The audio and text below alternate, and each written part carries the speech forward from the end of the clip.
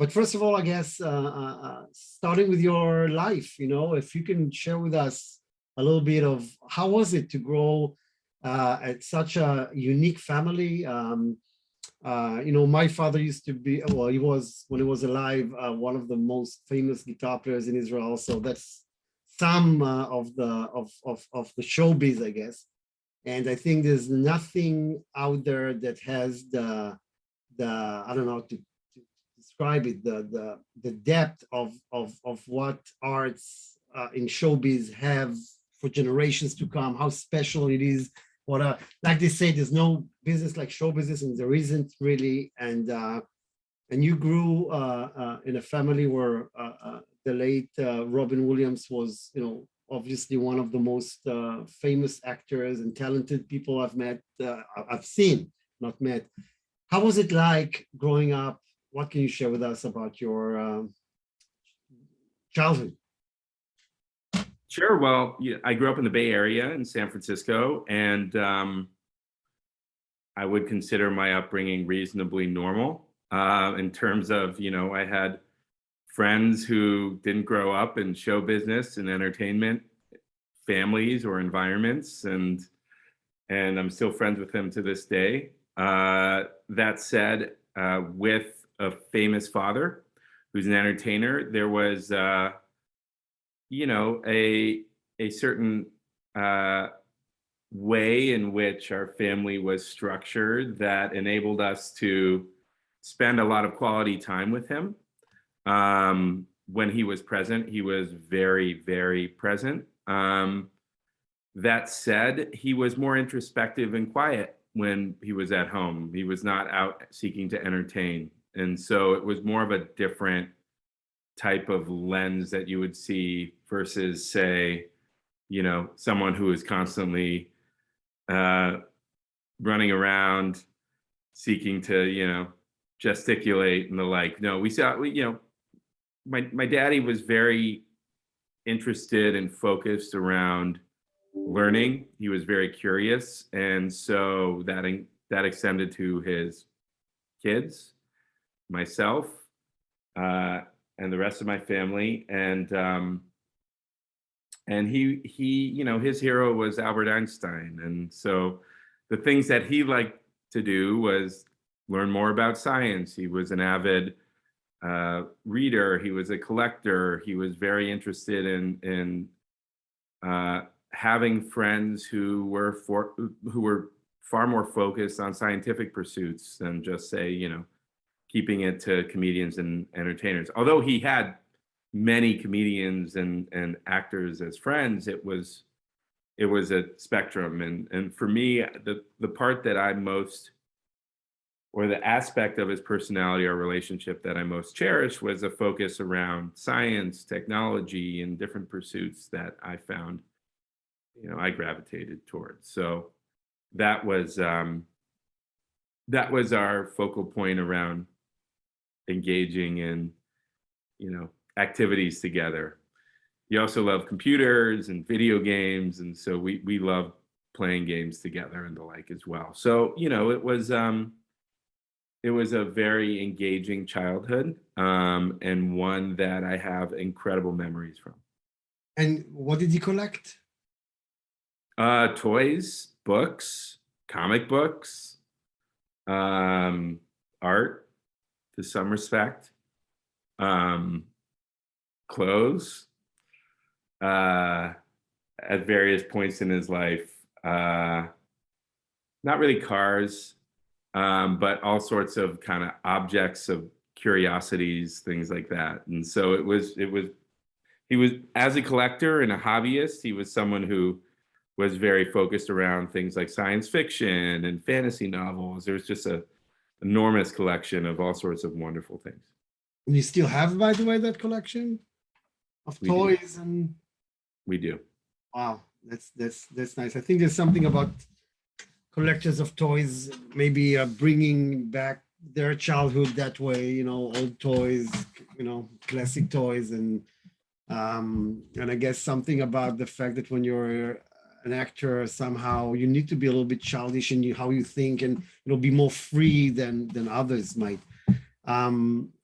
And how was it in, growing up in school? You were treated differently because you're the son of, no.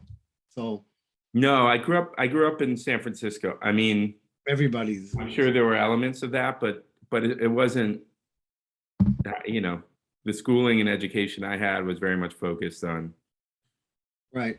being around kids. I'm sure there was some elements of special treatment, and I do identify certain points around that, but no, I wasn't, I would consider, like I prefaced, my childhood was relatively normal. My friends are scientists and doctors and attorneys and, investors, venture capitalists. It's, some entertainers, some actors, but very much kind of dispersed around the professional spectrum. And it sounds like he didn't really, like maybe other actors took, like you say, showbiz to the house with, grand cocktails with other actors and stuff. He had his own world that he was going to when he was privately at home. Well, no, I mean, we had certain guests that were, you could consider notable. That happened often, but the point I'm trying to make is it wasn't necessarily just focused around entertainment. It was a spectrum: scientists, physicians, Yeah. investors, entrepreneurs, incredible thinkers, philosophers, way more diverse than, say, just focused solely on the entertainment sector. And you yourself never, I mean, I know you've been a little bit in acting here and there. Wasn't that something that somehow you had a special feeling for, being involved in the arts more? So I have, I did dabble a little bit in my teens and 20s. I did go to theater school for a bit, Lee Strasberg, and did appear in some friends' films, but not as any focus for me. My primary focus is around technology and entrepreneurship and investing. And soon I'll get into the main point here, which is to talk about what you're doing these days. And I think, I mean, not everybody that deal with trauma end up being mental health advocates. It's really unique, I think, in that sense. And I guess to understand what led you there, you had your own challenges that you were dealing with, and you got out of that, and here you are. And I guess it started, I mean, in the last several weeks, you were, as far as I read, almost daily in touch with your father in the last month, I guess, in several months. And I think later on you had your own challenges, which were bad, and at some point you decided enough is enough, and you're getting out of that, which you have successfully done. Can you share a little bit about that? Sure. Regarding my personal challenges, after my dad died by suicide, I was diagnosed with post-traumatic stress disorder, generalized anxiety disorder, and depression. And found myself doing unhealthy things, self-medicating, using alcohol, things like that. What I realized was that I could find a path to healing through committing to service, supporting mental health initiatives. Actually, that discovery for me started initially with teaching financial literacy at San Quentin Prison in California. And from there, I segued into focusing more on mental health initiatives as it presented an opportunity to share more of my journey around what I was struggling with, be more vulnerable around my experiences, and find opportunities to, focus around reconstructing my life and ultimately finding a better foundation for my mental health. And so I discovered service was a path to healing for me. Coinciding with that, I also discovered that lifestyle interventions were very, very helpful for me to manage my, beyond trauma, to manage my anxiety and depression that I had to some respect throughout most of my life. But when I wasn't taking care of myself, it was more pronounced and acute. So through understanding that there was more that I could do in terms of taking care of fitness, nutrition, mindfulness, meditation, therapy, community support, and so forth, was able to find a grounding that enabled me to be not only in a mode of growth, but find opportunities to thrive.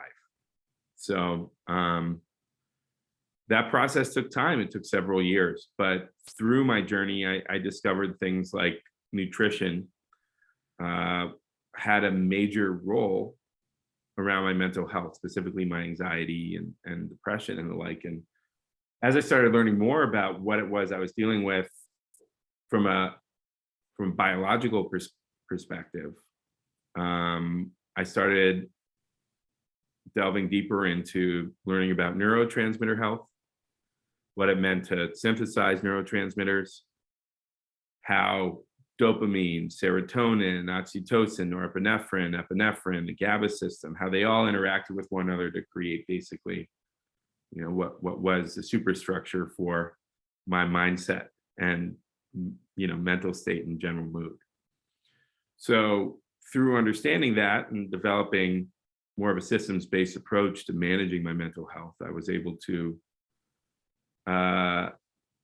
create a structure that I ultimately wanted to share with others. And that advocacy journey then evolved because I discovered that there was a lack of awareness and education around how people could better be supported. There's an understanding that there was deficiencies in programming, awareness, research, advocacy, and policy relating to quality, access, and parity of care. And through that discovery journey, I realized that we had to take decisive action around creating opportunities to, again, improve parity, access, and quality of care. And so the focus for me was primarily around lifestyle. What can people do to change their lifestyle to decisively manage their mental health? And how you mentioned nutritionism was a major part. How did that look like before and after? Well, it's one thing to eat, servings of vegetables and less sugar and fat, and that's a good starting point. The challenge is the Western diet is not terribly rich in nutrients, and year over year, soil is being depleted of organic content, the topsoil, and you're not finding essential nutrients like zinc, chromium, lithium, which is a trace mineral, but something that's essential towards the optimal operating of the human, operating system. And so it's one thing to get, the appropriate carbs and the right fats and, limit sugar intake. It's another thing to get kind of core nutrients. And then on top of that, it's another thing to get core building blocks of neurotransmitters like the appropriate amino acids, and then other essential nutrients, which I think I mentioned. But if you're not getting the appropriate raw materials, it's hard to synthesize the appropriate neurotransmitters in the way that you need. As an example, if you're eating certain vegetables all the time and not eating other vegetables, you're missing out on core amino acids. Therefore, you're potentially not synthesizing the appropriate neurotransmitters. Extending from that, if you have issues, say like the MTHFR mutation, of which I believe it's about 45% of adults in America have. I think 45% of humans in America have it actually, but I need to verify that data.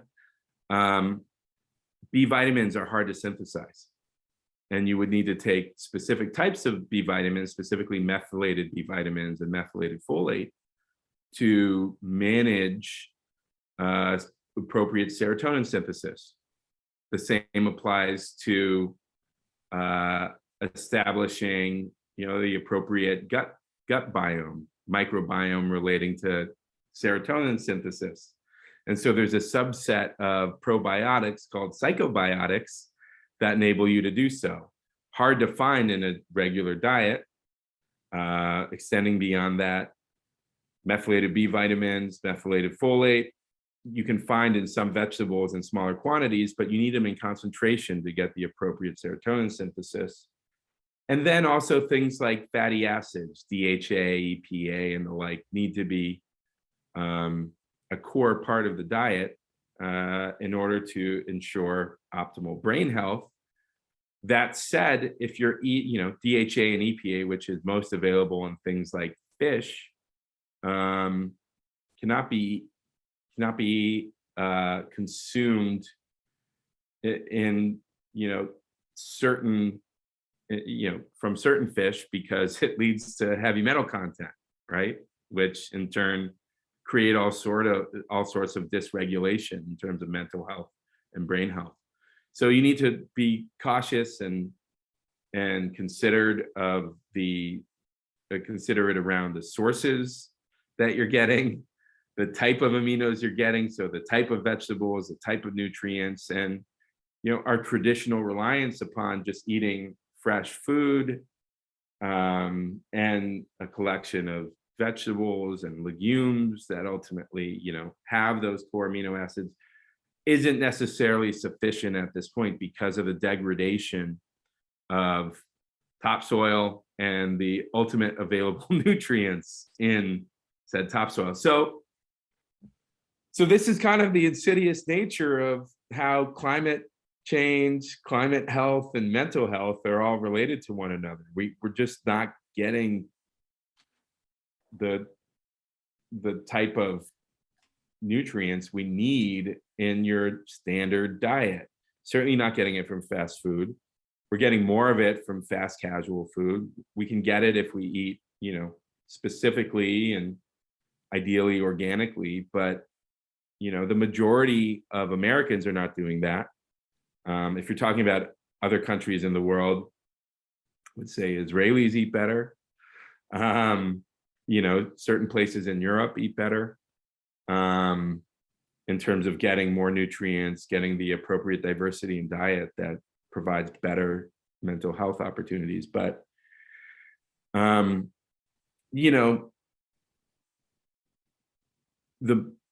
the shift that we need to have in thinking is, are we getting the appropriate sustenance to enable our brains and neuroendocrine system, which is responsible for managing our neurotransmitter environment? Are we getting the appropriate things to thrive?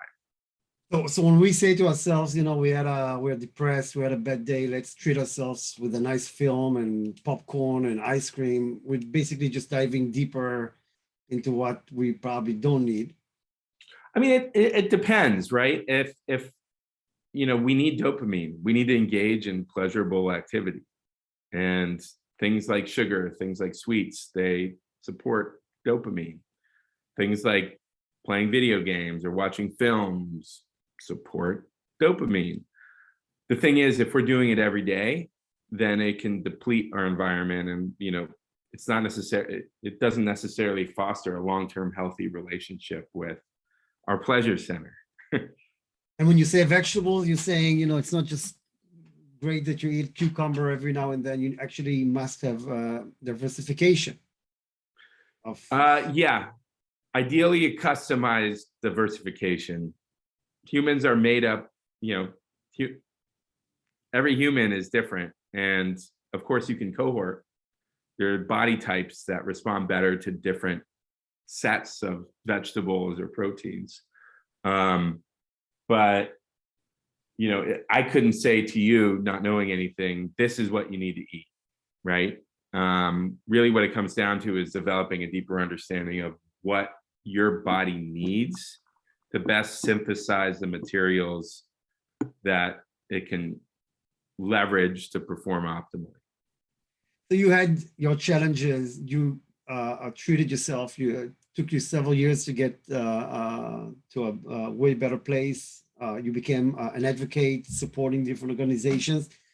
Your career was a different technology companies, and basically now supplements, right? I mean, you have your own company that you deal with today, PYM, if you can talk a little bit more about that, that actually provides supplements. It's interesting to understand a little bit about that. When did you start the company? What differentiates it from other sources out there?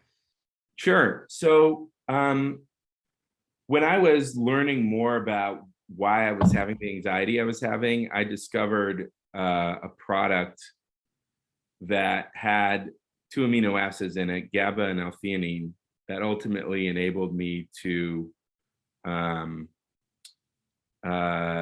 manage my anxiety. It erased my anxiety effectively.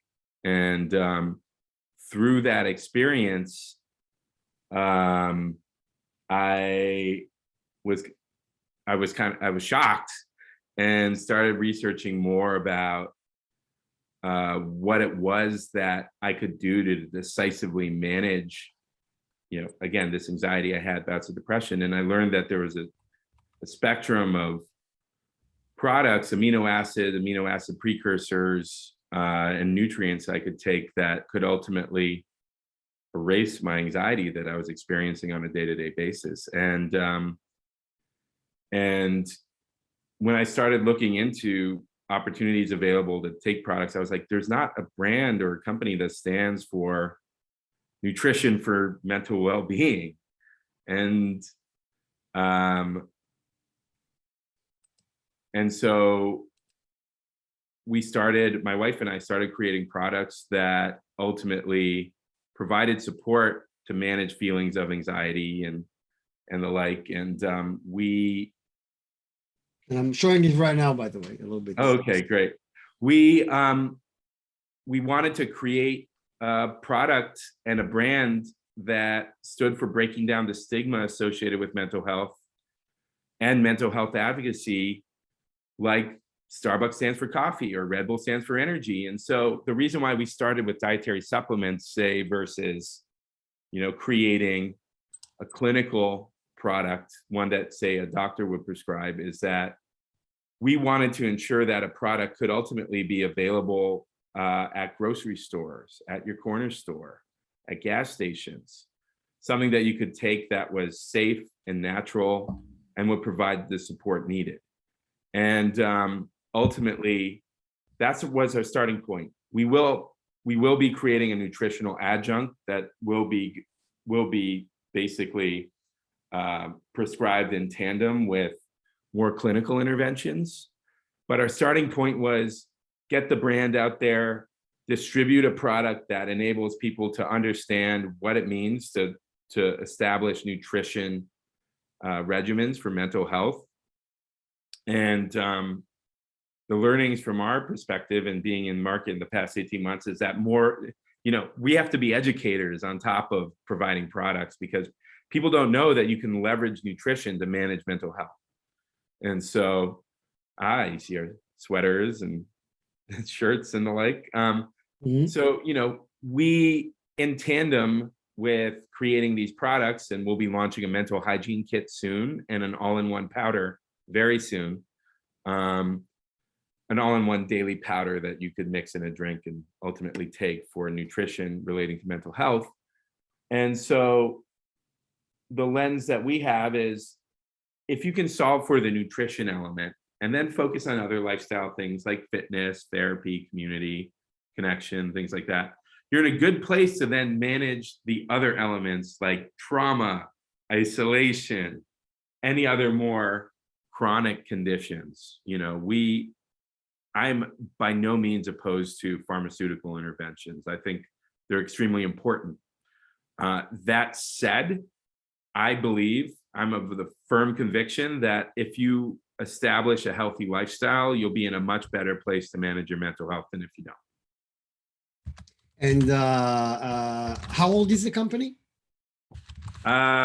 We launched in September of 2020. So right at the height of COVID, really, right? I mean, and right when the world was diving into a worse mental place where at least community wasn't available, right? One of the ingredients you just mentioned for better mental state, we lost that one when everybody were isolated.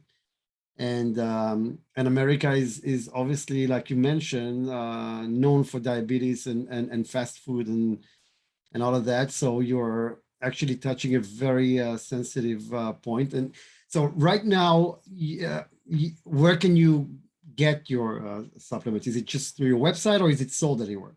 You can find it in certain retail outlets. If you're in the LA area, you'll be able to find it in Erewhon in the next couple weeks, which is exciting. Anthropology, you can find it online. There's our website, pym.com, and also Amazon. But we're going to be expanding pretty rapidly over the next 12 months, and we'll be available at many more stores. So the main thing from our perspective is being able to continue to focus on an evidence-backed approach. We're going to be doing 3 clinical studies this year. We recruited a chief medical officer, and we're ultimately focused on providing a suite of nutritional support protocols to manage everything from feelings of anxiety to supporting depression to all sorts of other considerations. Of course, we want to do so in a focused, compliant, and considered way, but we start with the science.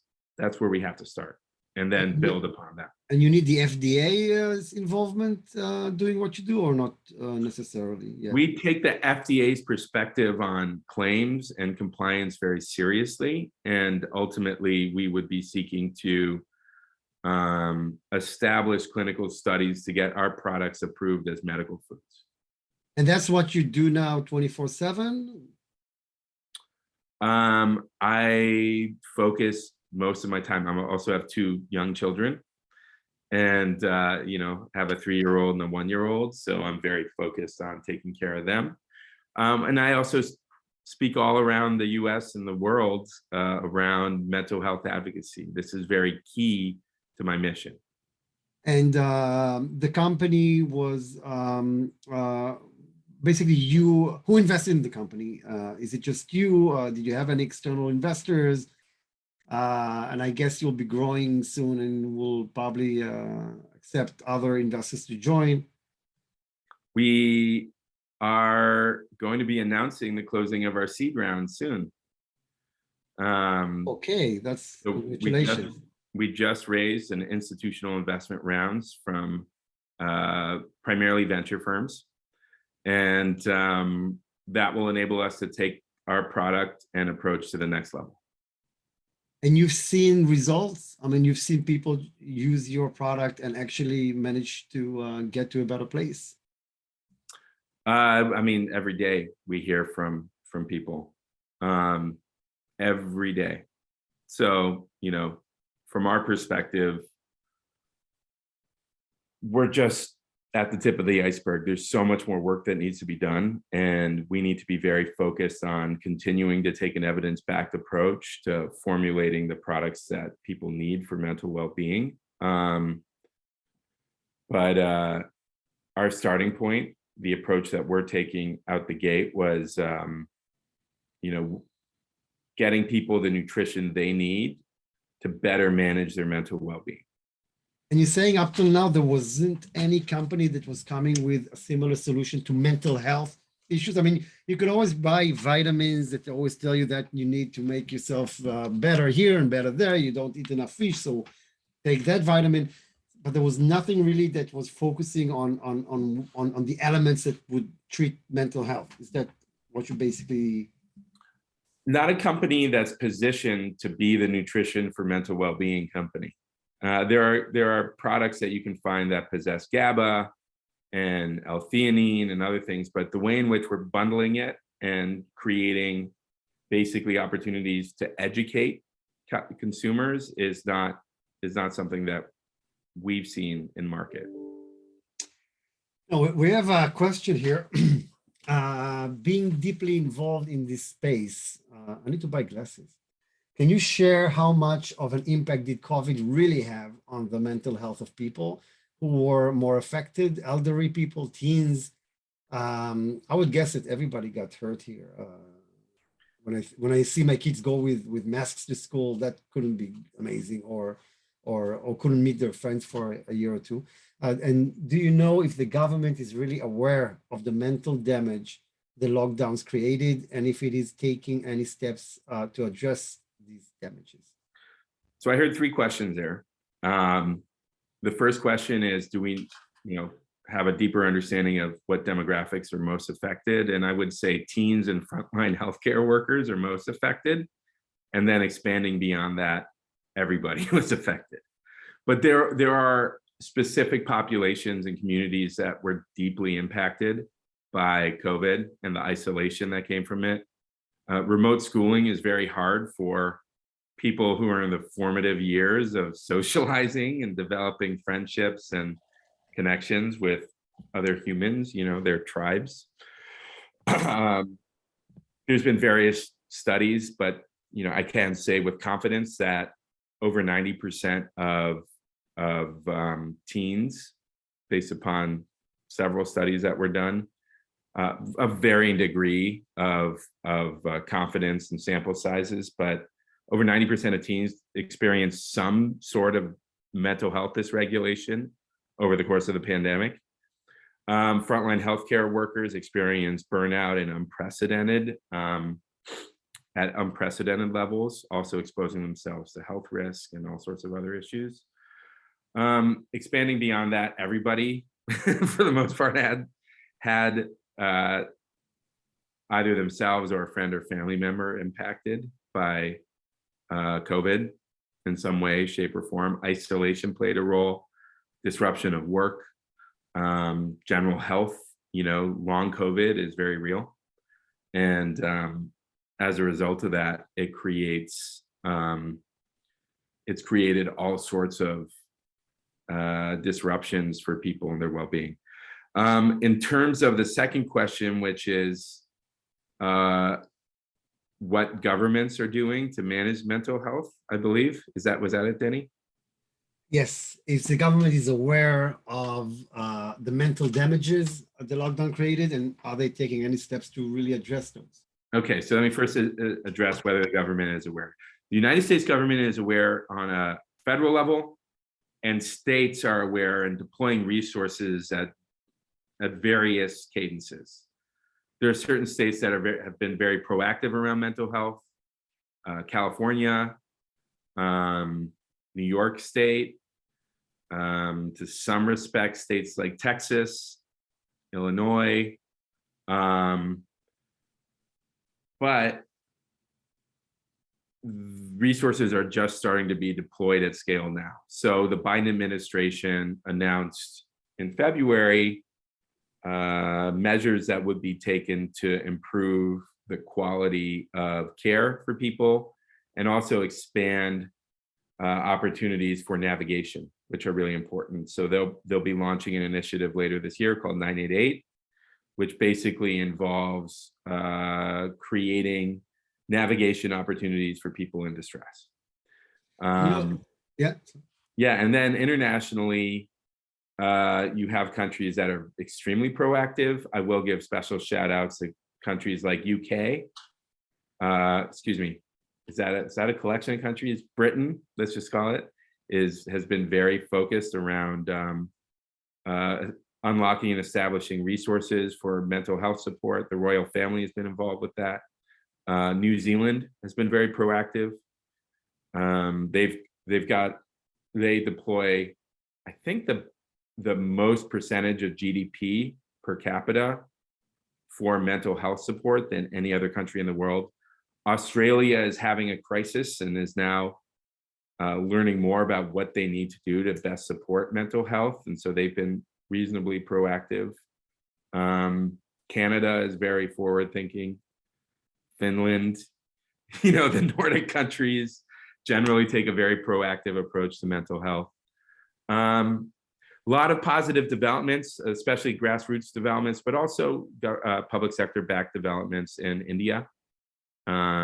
So all over the country, all over the world, there is awareness, and there are various initiatives that are being undertaken to better support and manage the mental well-being of communities, populations, and individuals. And I think the Nordic countries actually made a good change, and they started in a bad place, because when you have darkness and cold half of the year, you can understand why people might be more depressed. And I think at some point they had the highest rate of depression, and now they're in a way better place. And when you think about how it changed us, remember that guy that was interviewed to CNN, and his, I think, 2-year-old came into the interview, and everybody were, wow, look, his kid came in the middle of an interview on CNN. Now it's like, it's like obvious. You do a Zoom call and your 4-year-old comes in. Oh, how cool we are now. And in the last month, I think I spoke about it with one of my friends in Israel. It was very strange. I spoke to different sponsors and clients of ours. One didn't respond to us. We asked him what's going on. He said, listen, I'm divorcing my wife right now. I'll talk to you later. The other one told me, I think his wife beat the hell out of him and is now doing surgeries in hospital. And then there was a third one. I forgot what that was. But I thought, first of all, things like that are probably happened before as well, but definitely COVID. Oh, there was another one that was, we made a comment about something, and then immediately they were very sensitive and said, why would you say it? They were very aggressive.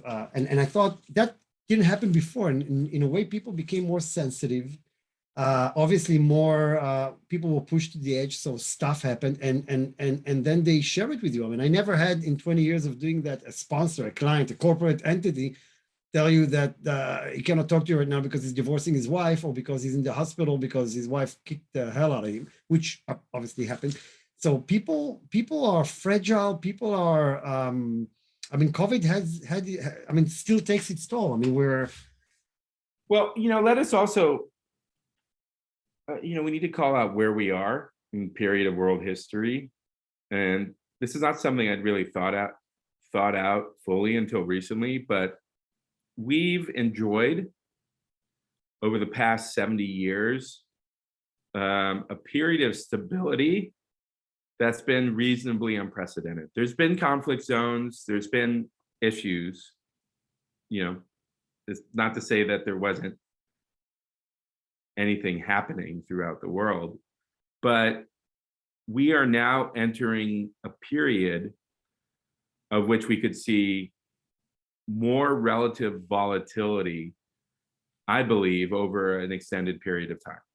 And that's very disruptive for people when you're seeing populations displaced, you're seeing significant change in climate, you're seeing, global conflicts that are escalating, global pandemic that won't go away. I would like to think we're entering a post-pandemic phase, but there's data that says something, and then more data comes out that says another thing. And so I think we need to establish more opportunities for building resilience and finding ways to decisively manage our mental well-being that goes beyond, say, numbing ourselves through various means. I certainly did it for a while, and that wasn't ultimately what worked well for me. So, I think we need to adopt a very proactive stance around taking care of our mental health if we are going to be able to thrive in a volatile environment. Now, another question here. I see. Congrats, Zach. The concept of sustainable mental wellness through nutrition is so exciting. I'm a psychiatrist in London and founder of Brain-Based Connections. My mission is also sustainable mental wellness, and my route is through supporting connection. I also 100% back the concept of a healthy emotional lifestyle, which can be embedded in everyday life. Do you see a potential role for in educating parents so their, I guess, next generation grow with nutrition in mind? Yes, I see a massive opportunity for a couple of things. One is to establish pediatric protocols to support, kids and teens, but also in educating parents. If, I'm a parent myself, my children are very young, but I'm out there speaking with teens on a weekly basis because of the work I do with an organization called Bring Change to Mind, where I've been a director for 5 years at this point. It's an organization focused on breaking down the stigma associated with mental health while launching campaigns and developing programming to support peer-to-peer communities in high schools and colleges throughout the United States. And I was speaking at the Teen Summit on Saturday. I was the MC, and I was sitting down with the kids during the work session and talking about expanding their toolkits. What opportunities do they see? And they said, well, we want more education. We want more information. We don't know what's available to us beyond certain things that we're told. And I said, what about nutrition? What about fitness? Said, it sounds like a great opportunity, but we need to learn more. And they're thinking about learning more so they can grow the membership of the clubs, find more opportunities to engage a broader and broader subset of people who need to learn more about mental health. And so, yes, I would say parents would certainly benefit from being educated. Of course, they would then benefit their children through educating them. But the challenge through all this is that it's only one part of the equation, right? You need meaningful connection. You need, other opportunities, mindfulness, journaling, meditation, to really balance out that environment. You can't just eat well and have, and be isolated and play video games all day and expect, your mental health not to be, impacted as a result. So, we're just beginning this process in terms of nutritional support. I mean, you can do things that are pretty profound in supporting teens around altering their diet. ADHD, OCD, certain conditions that are becoming pretty prevalent. Of course, they are exacerbated by things like technology, mobile phones, social media. But if you're looking at ways in which you can manage, ways in which you can start thinking through providing support for mental well-being, there's a number of different ways that people just aren't aware of doing. And then extending beyond that, we really need to think about systems-based approaches around lifestyle for other things that are kind of ancillary, but very harmful to the body, ancillary to the pandemic, but very harmful to the body, like eating disorders, addiction, all these different issues that are cropping up. And, the mental healthcare system is overburdened at this point. There's not enough psychiatrists to go around. I think in the US in aggregate, there's like one psychiatrist per 5,000 people.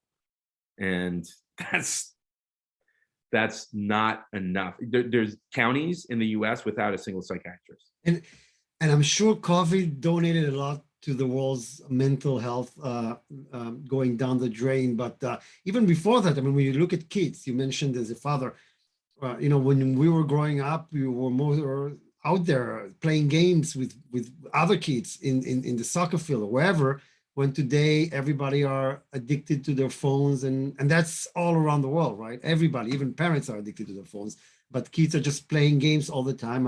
I have a friend that works at my company where I always laugh and say, which screen is your kid staring at right now? Is it TV now or is it the phone? And he's saying, no, that's progress, that's fine. This is the new world. I think these kids have less going for them by being just, communicating that way and not socializing enough. Yeah. Yeah. And we have more questions here. Overpricing, overprescribing psychedelic medicine is a huge problem.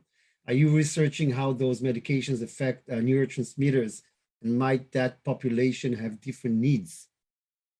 Yes, we are taking an evidence-backed approach towards establishing an adjunct protocol. You can actually see a demonstrable result, and I don't have the exact data offhand, but with the appropriate nutritional protocols, to my understanding, you would see improvement of adherence and medical outcomes for people engaging in prescription interventions. So it's not either or. I don't advocate for replacing pharmaceuticals with nutrition. What I am saying is that there's an opportunity to eat well and take the appropriate prescription if you need them. Overprescription is an issue. I will call it out. It is a thorny issue because often people need prescriptions, and I'm not by any means opposed to pharmaceuticals. I think that's where things can get kind of gummed up, especially when you're talking about lifestyle interventions. I think sometimes people are like, well, you need to eat fresh food, fresh fruits and vegetables, and do yoga and eschew everything else, and avoid the healthcare system. And that's not my perspective at all. I think innovation in the clinical realm is absolutely essential. The challenge is, in some parts, is in many situations, especially in the US, is it's prohibitively expensive for most people. And to do things like advanced diagnostics, the blood work done to get a deeper understanding of the biomarkers that have major impact on your health. It's not affordable for most people. And then the treatment associated with it, whether it involves kind of, extended psychiatric care or therapy or things like that. And to get in-network reimbursement most of the time is challenging, if not impossible. And so, or you're getting a portion of reimbursement, like 10, 20, 30% of the reimbursement. And so suddenly high quality care is not accessible for 90% of a population. And so what happens then is like, okay, well, we have inexpensive solutions like pharmaceuticals that we can give to everyone and see what sticks. I say we can give to everyone, meaning, with a distributed telehealth environment, you could have everyone have a session and then they can get pharmaceuticals and we'll see what sticks. But that's not necessarily a solution that will give people the care they need. It is a stopgap solution. And the challenge is, how can we then create an integrated environment where people who need the pharmaceuticals get the pharmaceuticals, but there's education around lifestyle interventions, nutrition, fitness needed, the community connections, potentially coaching or therapeutic resources that enable people to get the care they need. And so I think we're going to see more of a reversion towards thinking about lifestyle in conjunction with other interventions, pharmaceutical interventions. But at this time, because of the nature of how insidious the pandemic has been on our mental health, you're seeing kind of a swing into the overprescription realm. I want to be very considered in talking about the issue because it needs to be acknowledged that a lot of people are being helped through this. Now, another question, you mentioned that the supplements each person needs are different for each individual, but it sounds like you're producing a product that is common to all consumers. If not, how does one figure out what they need? Well, so the product that we produce is meant to support overwhelm, worry, help support feelings of anxiety, if you're anxious, there's a probability that you're experiencing a specific deficiency relating to GABA. And there's a pretty high probability of that. So we provide a product that supports that specific deficiency. So it's a subset of the world of nutritional support mechanisms available to people. But, in a perfect world, we'd have, with the appropriate resourcing, we'd have the suite of options available. There'd be a survey diagnostic. We're developing a survey diagnostic, actually, where we have a deeper understanding of what someone experiences and what their diet is, and then we can provide a solution to better balance out their diet. And what's next for your company, really? Getting to more markets and have more products? Getting more nutrition for people in need of mental well-being. We're launching, very first, we're launching a vegan product, but second to that, then we are launching something called a mental hygiene kit. And that's fatty acids, psychobiotics, methylated B vitamins, and a magnesium stack. And you can order one or all of them, but they're meant to be taken on a daily basis. And then we're developing an all-in-one mental well-being nutritional powder that you're meant to take, either in the morning or in the evening, and that will provide the building blocks of what you need. We want to create daily rituals. Expanding beyond that, we're developing a coaching presence that will take a little bit longer to develop appropriately. And then coinciding with that, we've got all sorts of other products in development focused on specific need sets. And finally, you're also an investor that has been investing for quite a while in interesting companies. So what do you invest in?